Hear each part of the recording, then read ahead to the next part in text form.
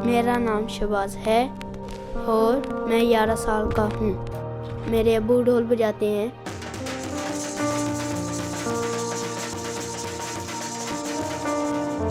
और मेरी अम्मी घरों में काम करती हैं।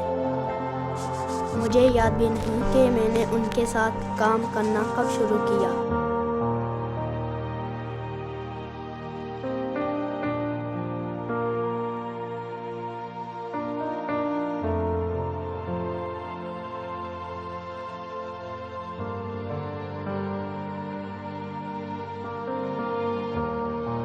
काम बहुत ज़्यादा होता है, झाड़ू, टाकी, बर्तन।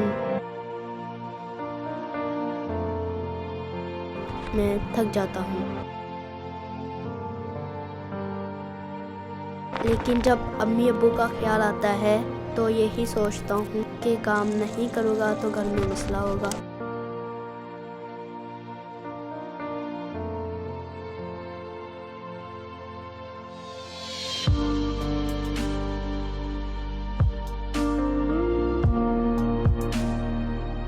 मैं भी खेलना चाहता हूँ, लेकिन कब?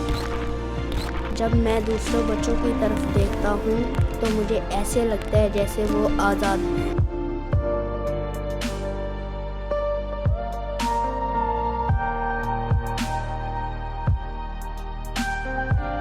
मुझे पता है आगे कुछ नहीं है। आज इनके घर काम और कल उनके।